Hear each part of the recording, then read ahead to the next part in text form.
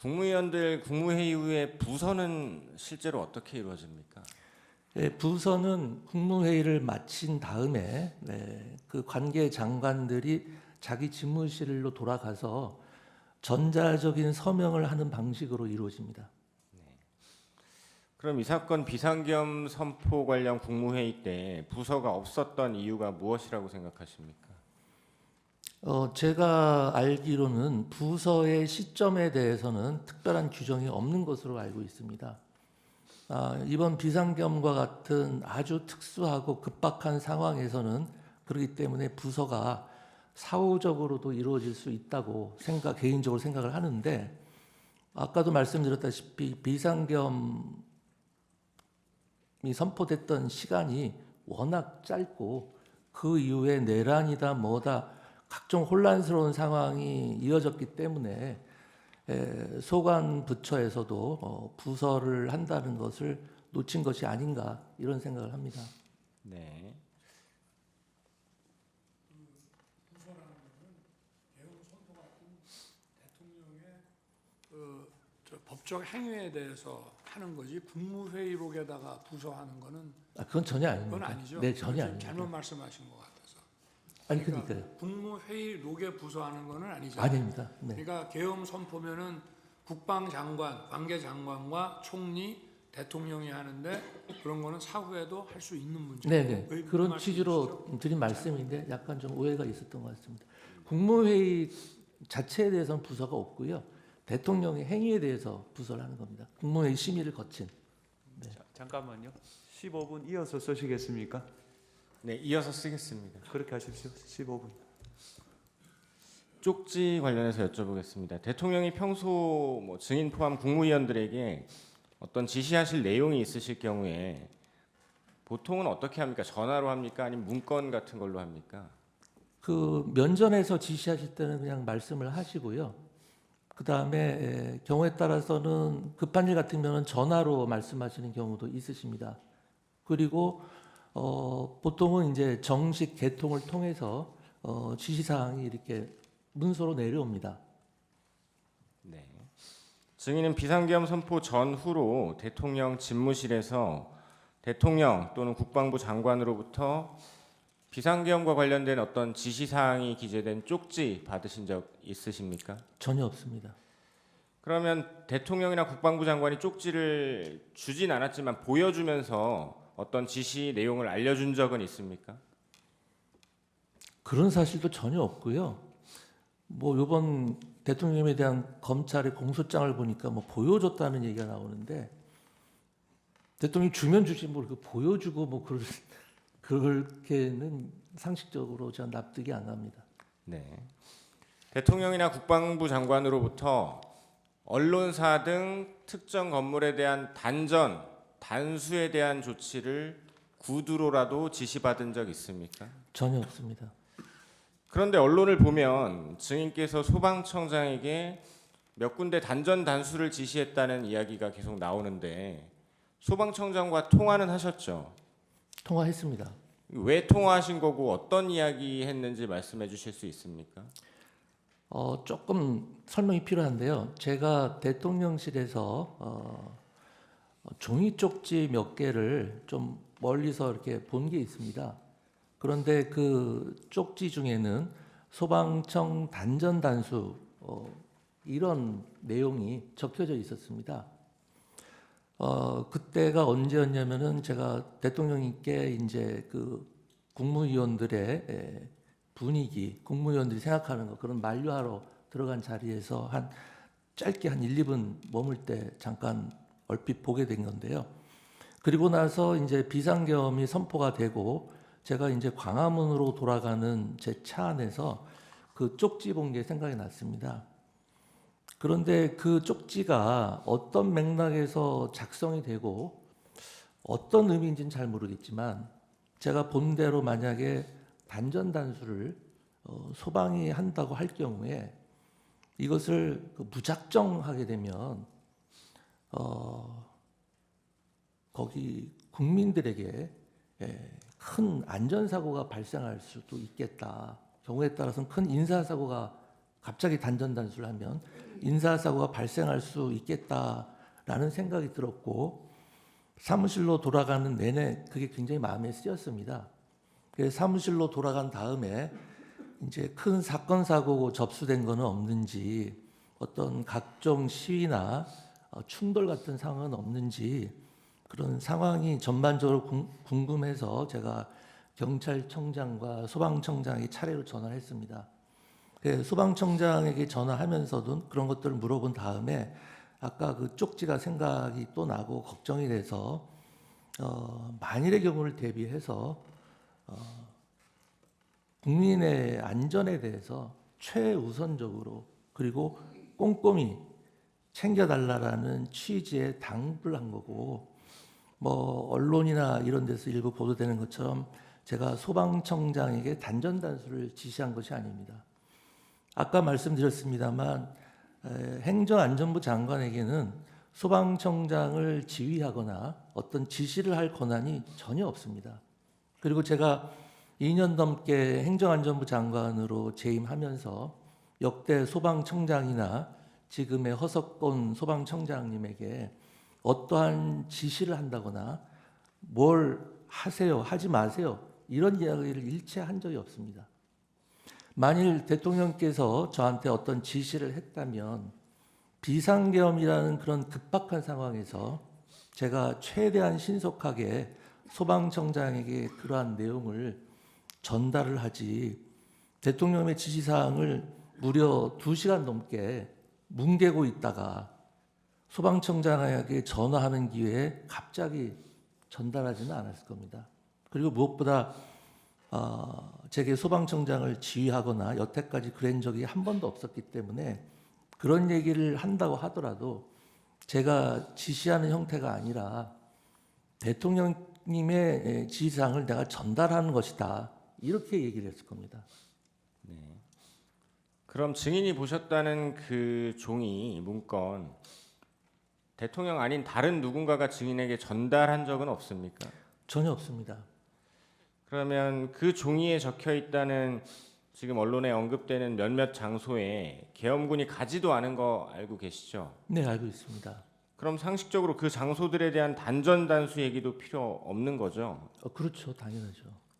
단전 단수 관련해서 대통령 지시나 국방부 장관 협조 요청도 따로 받은 적 없으시죠? 없습니다. 대통령이 단전 단수가 만약에 필요했다라고 생각하면 증인에게 직접 지시를 하셨을 텐데 직접 지시하지 않으신 이유가 뭐라고 생각하십니까?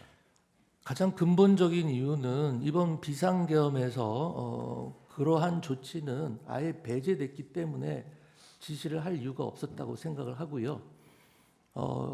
이태원 참사 이후에 헌재 결정문에도 나와 있지만은 행안부 장관에게 경찰이나 소방에 대한 지시 권한이 없다는 것은 다 알려진 상황이었고 대통령께서 누구보다도 그 점을 잘 알고 계시기 때문에 저한테 그런 유형의 지시를 내릴 일이 없었을 겁니다. 네.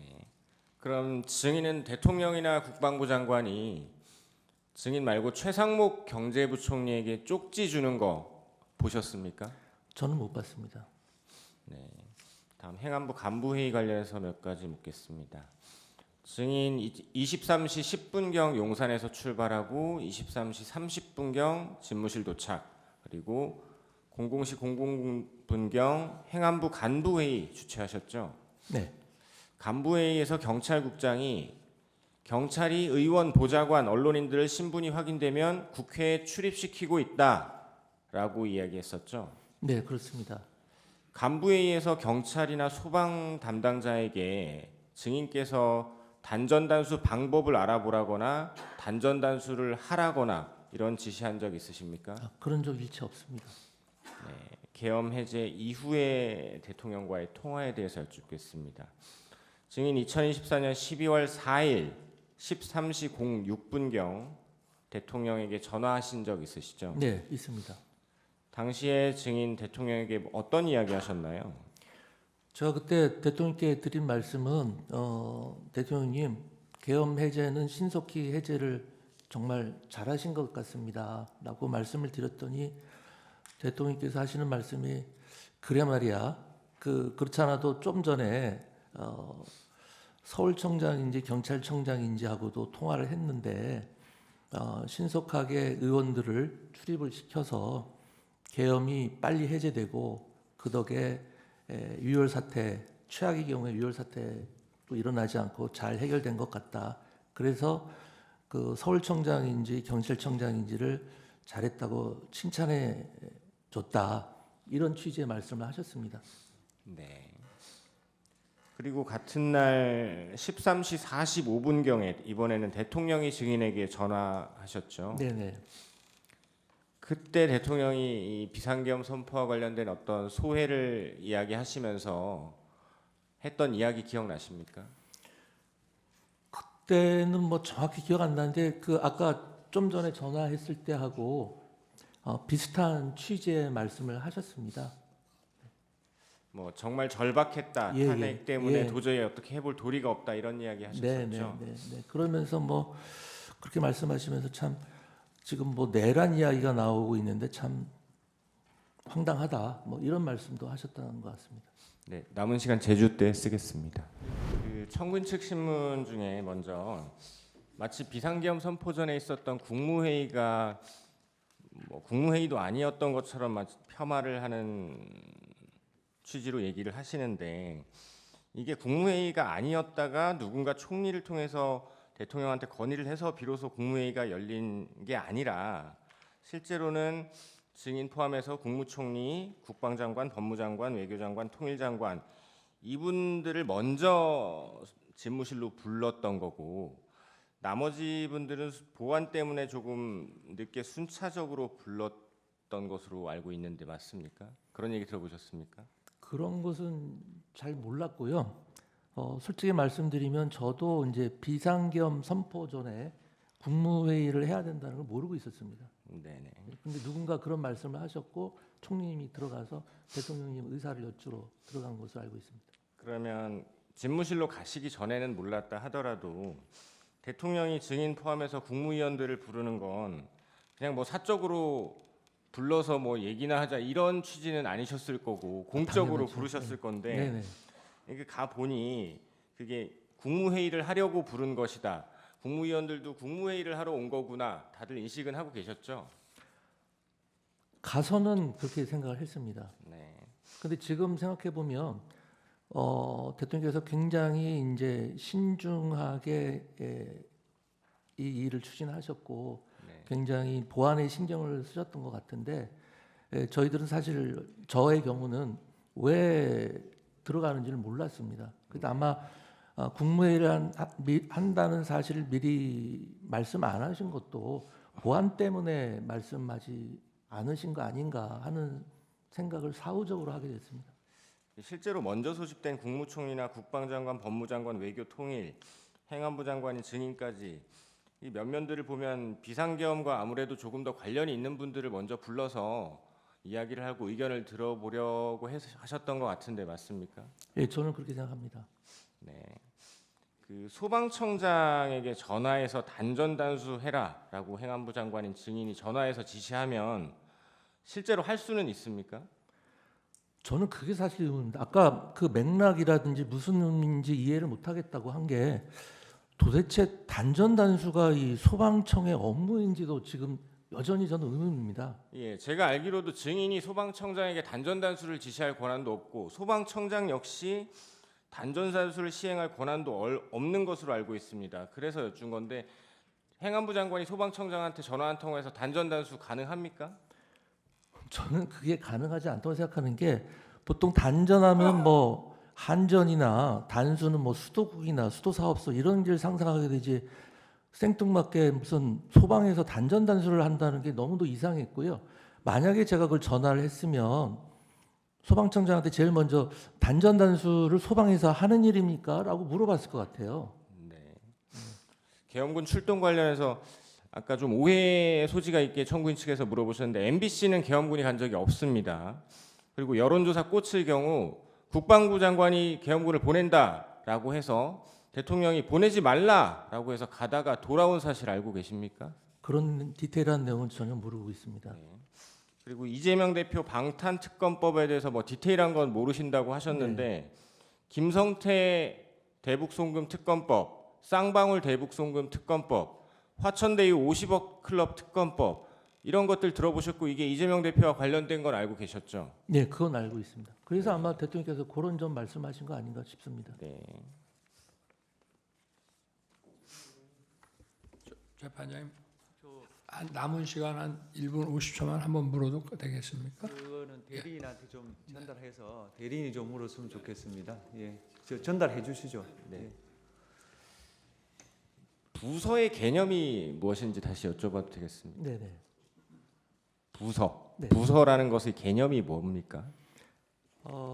제가 알기로는 부서의 제도적 취지는 어떤 국법상의 행위를 함에 있어서 그러한 의사결정이 있었다는 것을 확시하기 위해서 소관부처 장관과 총리가 그런 행위가 있었다는 것을 확인하는 의미라고 생각을 합니다. 그래서 옛날에는 뭐 서명으로 했겠지만 지금은 다 전자적인 서명 방식으로 하고 있습니다.